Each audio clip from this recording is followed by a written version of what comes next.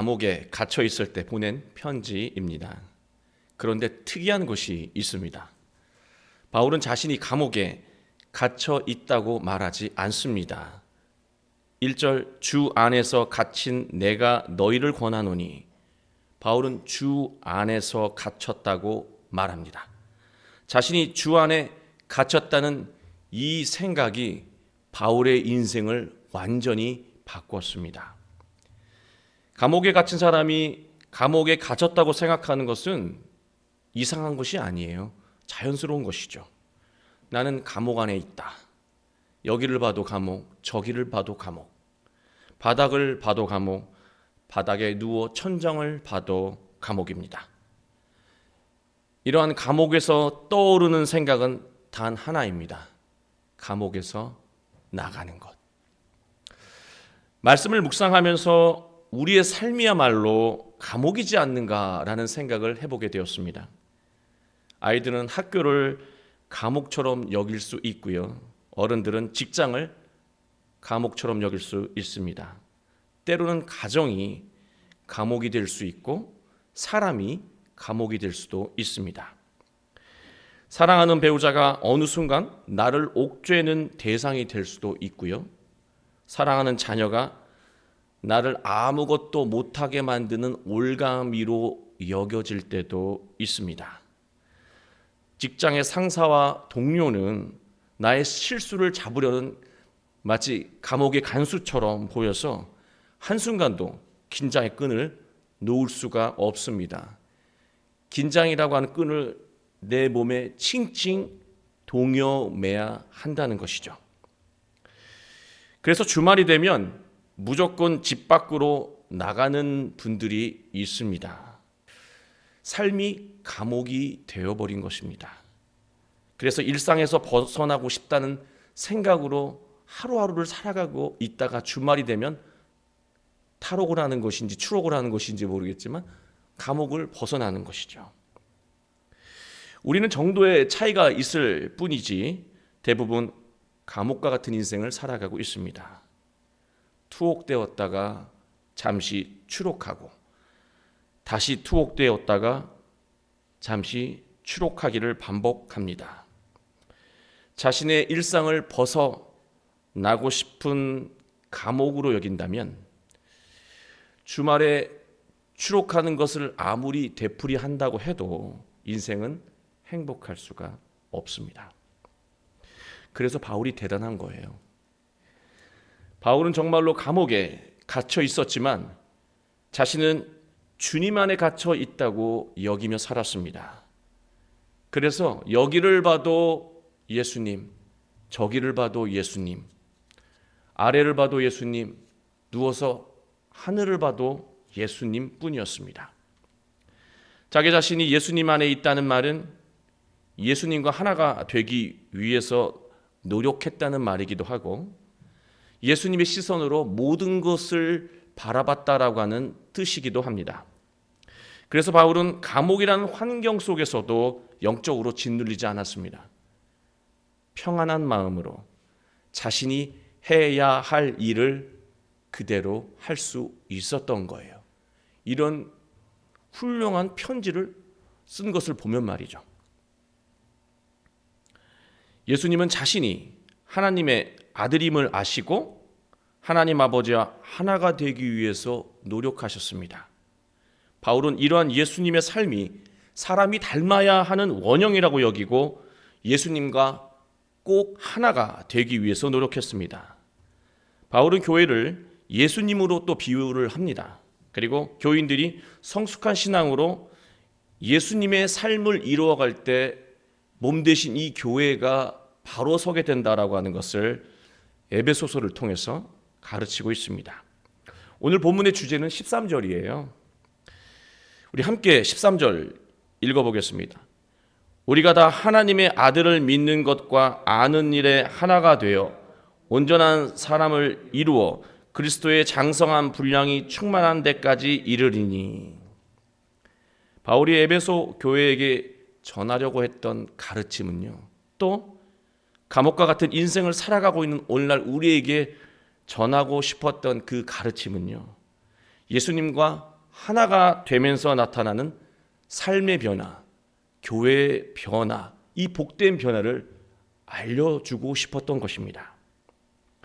우리가 왜 예수님을 닮아야 하고 예수님과 하나가 되어야 합니까?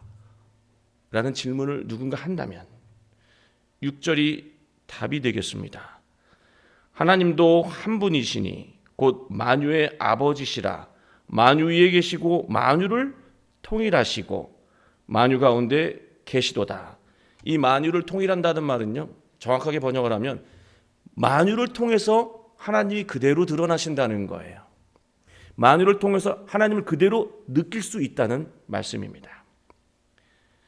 하나님이 세상의 모든 것을 창조하시고 또 통치하시고 다스리시기 때문에 우리가 예수님과 하나가 되어야 한다는 말씀인데, 세상의 모든 것을 바라보면 모두가 다 하나님의 질서에 의해서 움직인다라고 하는 것입니다.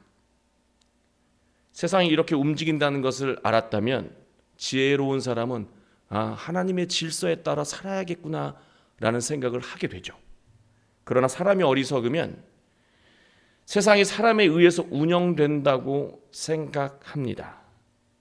세상은 돈이 많은 사람에 의해서 움직인다고 생각하기도 합니다. 그리고 세상은 힘이 강한 사람에 의해서 움직인다고 여기기도 합니다. 그래서 여기를 봐도 재물을 생각하고 저기를 봐도 재물을 구합니다. 아래를 봐도 힘을 구하고 위를 봐도 힘을 흠모하게 되는 것이죠. 결국 인생이 재물과 힘의 감옥에 갇히게 되는 것입니다. 광야에서 마귀가 감히 예수님을 유혹하잖아요. 여러분 잘 아시지 않습니까? 무엇으로 유혹합니까? 먹을 것. 다르게 말하면 재물입니다. 그리고 권력과 영향력, 명예로 예수님을 유혹했습니다. 결국 이 마귀가 예수님을 유혹한 유혹의 이 골자는요, 이런 거예요. 세상은 이러한 것들로 움직인다는 거예요. 이러한 것들로 다스려진다는 거예요. 이것을 내가 너한테 줄 테니까 마귀 나를 따르라고 하는 거예요. 마귀는 예수님을 욕망 안에 감금하고 하나님과 단절시키려고 했던 것입니다. 예수님과 하나가 되기 위해서, 또 예수님은 하나님과 하나가 되기 위해서 마귀와 싸우셨습니다. 마태복음 4장 4절을 보면 예수님은 이렇게 말씀하시면서 싸우셨습니다. 사람이 떡으로만 살 것 아니요 하나님의 입으로 나오는 모든 말씀으로 살 것이라. 예수님처럼 하나님의 뜻을 모두 헤아리고 하나님과 하나가 될 능력이 있으시다면 예수님의 도움 없이 직접 하나님과 하나가 되면 됩니다. 그러면 하나님의 질서 안에서 복된 인생을 살 수 있습니다. 그러나 그러한 능력이 없다면, 그런 하나님의 질서를 다 일일이 삶에 적용할 만한 지혜와 분별력과 능력이 없다면, 하나님과 하나가 되고 싶은데 그런 능력이 없다면 예수님과 하나가 되라고 하는 것이 바울의 가르침이었습니다. 4절 말씀을 보시면 몸이 하나요 성령도 한 분이시니 하나님과 하나가 되신 분은 오직 누구요? 예수님 한 분뿐입니다. 그리고 지금 우리 곁에 계시지 않는 이 예수님과 우리가 하나가 되기 위해서는 누구의 도움을 받아야 됩니까? 예수님의 복음을 믿고 따르면 함께 하시는 성령님의 도움을 받아야 예수님과 하나가 될 수 있다는 것입니다.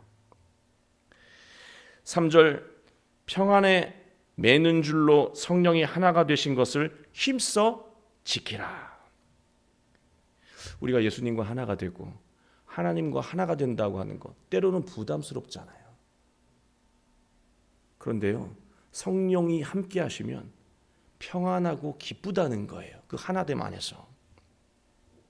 3절 끝을 보면 힘써 지키라. 성령께서 평안으로 묶어줬잖아.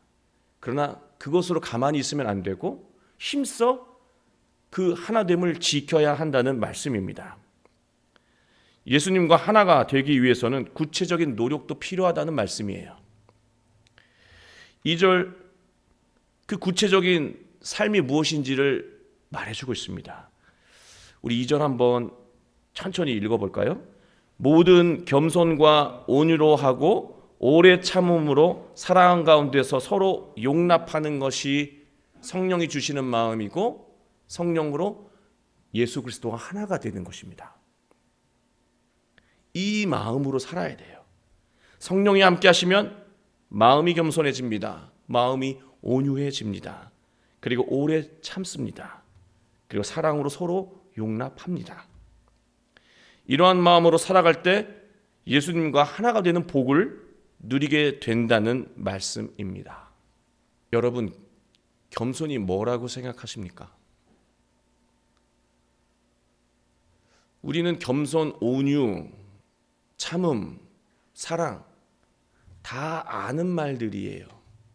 그런데요, 저마다 생각하는 겸손이 다르고 온유가 다르고 사랑이 다르고 참는 범위가 다르다는 것이에요. 그 다름 때문에 예수님과 하나가 되지 않아요. 자기가 생각하는 온유로 살아가고 자기가 생각하는 오래 참음, 자기가 생각하는 그 사랑으로 살아가기 때문에 겸손도 오래 참음도 온유도 이루지 못한다는 말씀입니다. 저는 영화를 어릴 때부터 좋아해서 시상식을 이 TV에서 하면 좀 챙겨보는 사람인데 이 상을 받는 배우들 그 소감을 늘 보면 늘 한결같은 말을 합니다. 자기는 이 상을 받을 자격이 없다. 자기는 너무 부족하다. 뭐 이런 얘기를 그 비슷한 뉘앙스의 얘기를 반드시 하죠. 또 그렇게 안 하면 이 교만한 것이기 때문에 내 일이 상까지 받는데 나 이렇게 겸손까지 하다라고 하는 걸 반드시 이제 수상 소감을 통해서 한다는 것이죠. 근데 정말 저 사람이 자신을 부족하다고 아무것도 한 것이 없다고 여길까? 저는 늘 생각을 해요. 그래서 제가 그분하고 친하진 않지만 그분한테 가서 제가 영화를 보니까 당신 연기 정말 운이 좋은 것 같아. 그리고 내가 봐도 감독이 했지 당신이 한 건 별로 없는 것 같아요 라고 한다면 방금 그 사람이 한 말을 그대로 전한다면 그 사람이 맞습니다 할까요? 사람의 겸손이라는 게 그래요. 겸손한 방식을 이렇게 흉내를 내는 것이지 마음이 진짜로 겸손한 것은 아니라고 하는 거예요. 그만큼 겸손이 어렵다는 거예요. 그래서 성경은 늘 겸손하라고 말하는 거예요. 겸손하는 것이 너무 어렵기 때문에. 그래서 저는 겸손이 무엇인지 나누어야 하잖아요. 헬라어 원어를 보니까 타페이로프로시네라고 하는 단어인데요. 이 어원이 기가 막힙니다. 이 겸손이라는 헬라어의 어원이 굴욕감, 자존심 상함입니다. 고린도후서 11장 7절을 보면 바울이 고린도 교인에게 이렇게 얘기를 해요. 내가 너희를 높이려고 나를 낮추어 하나님의 복음을 값없이 너희에게 전함으로 죄를 지었느냐. 이게 무슨 말이냐면요. 바울이 복음을 전할 때 이 복음을 온전히 전하기 위해서 자신을 겸손히 낮추었는데 고린도 교인들이 그것을 잘못 이해해서 정말로 바울은 낮은 수준의 사람이구나라고 생각했던 거예요. 얼마나 황당한 상황입니까? 바울이 아니었으면 우리는 예수님을 만날 수가 없었어요. 위대한 신학자이고 위대한 사도인데요. 그 위대한 사도가 겸손히 자신을 낮추니까 정말 수준 낮은 사람이라고 고린도 교인들이 여겼다는 것이죠. 그래서 이 말을 보면 바울이 자존심이 상했구나. 그리고 굴욕감을 느꼈구나라고 하는 것을 알 수가 있습니다. 상당히 섭섭했던 것이죠. 그런데요, 바로 여기에 있습니다. 참된 겸손은. 우리의 마음에 굴욕감이 조금 들 때, 자존심 상함이 조금 들 때 그 순간을 폭발하지 않고 참아 넘기는 것이 참된 겸손이라고 하는 거예요, 여러분.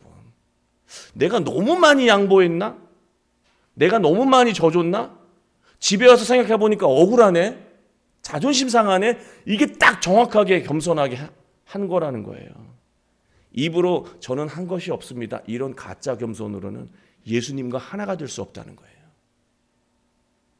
조금 억울한데, 자존심 상한데 딱 그 순간이 올바로 겸손한 줄 알고 여기서 멈추거라 하는 하나님의 사인이라고 하는 겁니다. 이러한 순간을 우리가 참아 넘기게 되면 하나님과 하나가 됩니다. 그리고 예수님과 하나가 되죠. 이것으로 인생에서 겪게 되는 다툼이 현격하게 줄어듭니다. 그리고 나중에는 아예 그 다툼과 갈등이 사라지게 되는 것이죠. 온유라는 것이 또 무엇일까요? 목소리가 작고 항상 미소를 머금고 끄덕끄덕거리는 그런 모습이 온유한 거다 생각을 하는데요. 성경은 그런 외형적인 것을 온유라고 말하지 않는다는 거예요. 민수기 12장 3절을 보시면은요, 이런 말을 합니다. 이 모세에 대해서 소개하는 말인데요. 이 사람 모세는 온유함이 지면의 모든 사람보다 더하다. 세상에서 가장 온유한 사람이 누구? 모세라고 성경은 말하고 있습니다. 여러분, 모세 한 성격 하는 거 아시잖아요. 불의한 거 보고 참지 못해서 맨손으로 애굽 병사를 때려 죽인 사람이 모세였습니다. 또 하나님께 십계명을 받잖아요. 근데 산에서 내려와 보니까 백성들이 우상을 섬기고 있는 것을 보고 화가 나서 그 돌판, 그 십계명 돌판을 던져서 깨부셔 버립니다. 하나님을 만나도 똑같네요, 성질은. 그러면 이게 온유가 아니라고 하는 것을 우리는 짐작해야 돼요. 그러면 성경에서 말하는 온유는 무엇일까? 순종입니다. 성격이 아니고요, 순종이에요. 저 생각이 있고 계획이 있습니다. 그런데 하나님이 아니라고 하신다면 제 생각, 제 계획 내려놓을게요. 그리고 따를게요. 그게 순종이에요. 그게 바로 온유라고 하는 겁니다.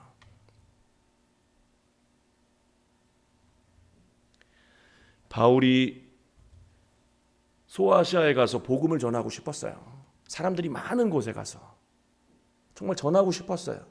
근데 성령께서 막으십니다. 하나님이 막으세요. 가지 말라고. 그리고 바울이 생각했던 계획을 막으시고 새로운 계획을 보여주셔요. 그게 바로 마게도냐로 가는 거였습니다. 바울은 마게도냐로 가고 싶지 않았어요. 그러나요, 성령이 막으시니까, 하나님이 막으시니까 겸손히 그리고 참된 온유함으로 자기 뜻을 내려놓고 순종했습니다. 그리고 마게도냐에 갔어요.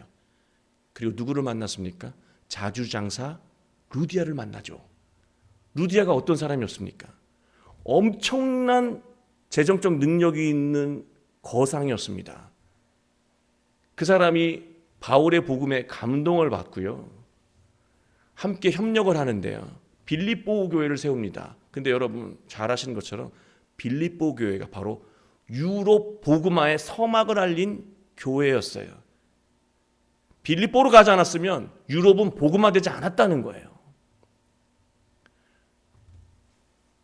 온전한 순종, 그 온유함 때문에 놀라운 일들이 일어났다라고 성경은 말하고 있습니다.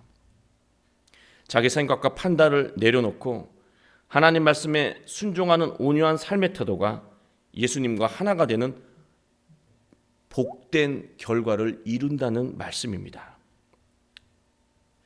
실제로 우리가 살아갈 때 하나가 되는 것은요, 누군가의 완전한 양보를 통해서 이루어져요. 하나가 될 때 어떻게 하나가 돼요? 누군가가 양보하니까 하나가 되는 거예요. 누군가 속으로 이런 생각하실 거예요. 아니요, 목사님, 세상의 법은 윈윈이라고 하는 게 있어서요, 서로 조금씩 양보해가지고 절충하는 게 있습니다. 그러니까 세상이 요즘 세련되게 추구하는 법이지요. 동의합니다. 윈윈하면 잠깐 다툼이 사라지는 거 인정합니다.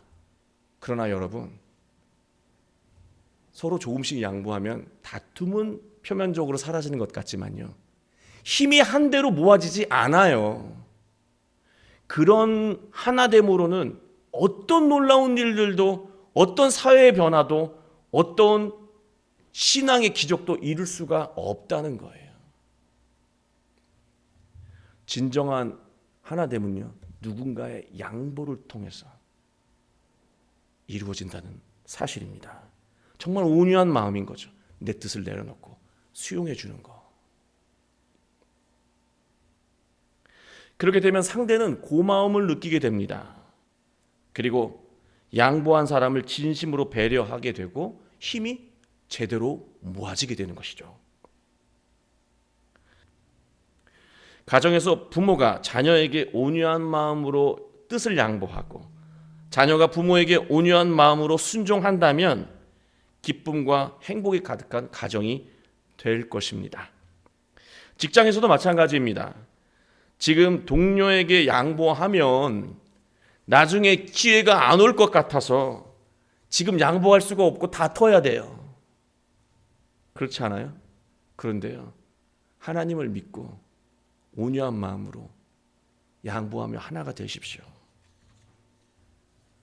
하나님은 온유한 마음으로 예수님과 하나가 된 그 자녀에게 지금 양보한 것보다 더 큰 것으로 채워주시고 높이 세워주신다는 것을 믿고 기억하시기 바랍니다. 7절, 우리 각 사람에게 그리스도의 선물의 이 분량대로 은혜를 주셨나니, 그렇게 말하고 있는데요, 예수님과 하나가 되어가는 자녀는 선물을 받게 된다는 것이고 또 자신에게 베푸신 은혜의 분량을 알게 된다는 말입니다. 하나가 되면 복을 받는 거예요. 아까 말한 대로 온유했던 이런 복이 있네, 겸손했던 이런 복이 있네, 사랑했던 이런 복이 있네, 수많은 복들을 받게 되면서 동시에 은혜의 분량, 나에게 주신 은혜의 분량도 알게 된다는 것이죠. 이 분량이라고 하는 헬라어가 메트론이라고 하는 단어인데요, 계속 이 분량이 반복이 됩니다. 찾아보니까 척도란 뜻이고 기준이라고 하는 뜻이에요. 근데 여러분, 사람은 자신의 분량을 모르고 그 분량을 넘어서 살아갈 때 문제가 일어나지 않습니까? 좀 표현이 속된지 모르겠지만 자기 분수 모르고 살아갈 때 꼭 문제가 일어나지 않나요?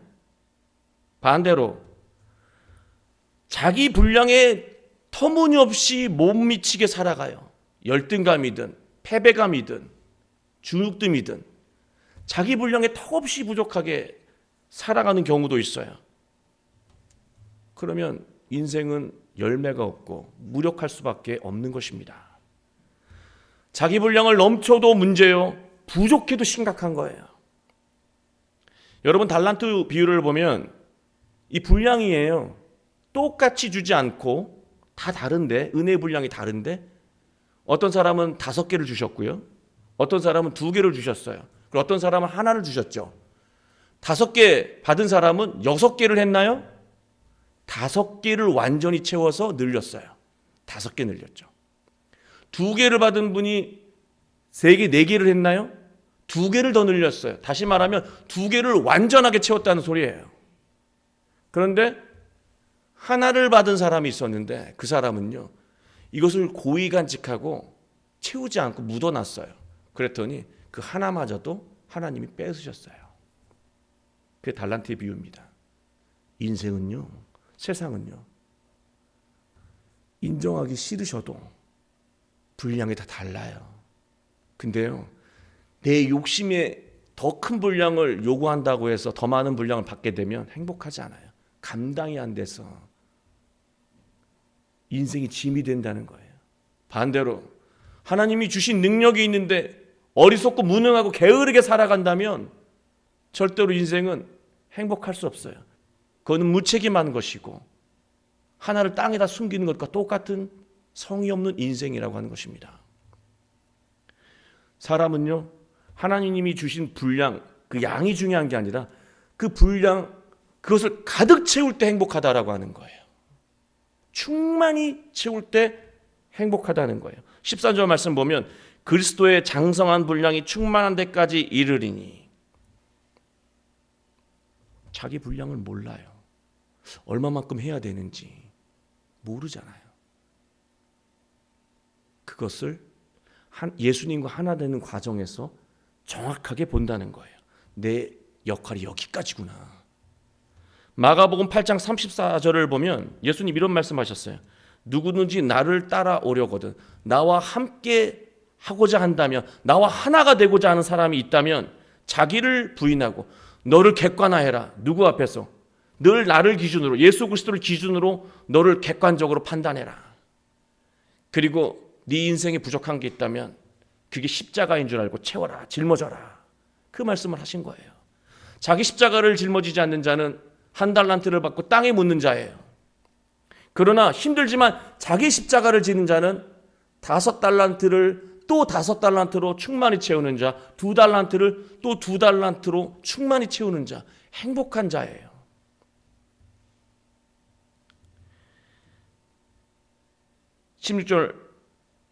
바울을 이 16절 말씀을 통해서 교회를 예수님의 몸으로 말하고 있고요. 교인들을 예수님의 몸의 지체, 부분 마디마디라고 묘사하고 있습니다. 그리고 이 11절을 다시 거슬러 다시 앞으로 올라가면 사람마다 이 교회 안에서의 이 몸된 지체가 다 다르다라고 하는데, 어떤 사람은 사도로, 어떤 사람은 선지자로, 어떤 사람은 전도자로, 어떤 사람은 목사로, 교사로 그렇게 삼으셨다고 말하고 있습니다. 가정에 부모의 역할이 있고요. 가정에 자녀의 역할이 있습니다. 부모가 자녀의 역할까지 하고 자녀가 부모의 역할을 하는 거 올바르지 않죠. 서로가 자신의 역할을 정확하게 알고 충만하게 채워야 행복한 가정이 돼요. 알기는 아는데 채우지 않아도 불행해요. 똑같습니다. 교회도 똑같습니다. 자기 역할을 건강하게 분별하고 자기 분량을 충만히 채우는 교인들이 많을 때 그 교회가 성장하고 부흥한다는 말씀입니다. 여러분, 이 비유가 참 무서운 비유예요. 머리가 발을 대신하고 발이 손을 대신하고 손이 머리의 역할을 한다면 이것은 교회가 아니고요. 그냥 상상만 해도 괴물인 거예요. 자기 역할뿐 아니라 자기 분량을 자신이 정하면 안 돼요, 여러분. 우리가 왜 자기 분량을 자신이 정하면 안 되냐면요. 얻는 것에 대한 분량은 넘치게 달라고 얘기를 하게 되는 게 우리 인간이고요. 나누는 것에 대한 분량은 터무니없이 줄이는 것이 우리 사람 아닙니까? 자기 분량은요, 자기가 정하면 안 돼요. 예수님과 함께하며 예수님이 나에게 주시는 그 음성으로 나의 분량을 정해야 한다는 말씀입니다. 그래서 14절 말씀처럼 우리가 사람의 속임수와 간사한 유혹에 빠져 온갖 교훈의 풍조와 하나가 되어 휩쓸리지 않고요. 오직 예수님과 하나가 되어 살아간다면 하나님은 우리가 바울처럼 어떤 환경에 또 갇히지 않게 하실 거예요. 그리고 바울처럼 참된 자유를 어떤 상황 속에서 누리게 하실 것입니다. 그리고 바울처럼 인생의 감동적인 변화를 누리며 능력의 인생을 살아가게 하실 것입니다. 그리고 우리가 예수님과 온전히 하나가 되어 자기 분량을 알고 최선을 다한다면 우리 교회는 더 선한 역할을 감당하며 부흥하게 될 것입니다. 인생의 부흥, 가정의 부흥, 교회의 부흥을 이루시는 여러분의 복된 한 주가 되시길 주 예수 그리스도의 이름으로 축원합니다.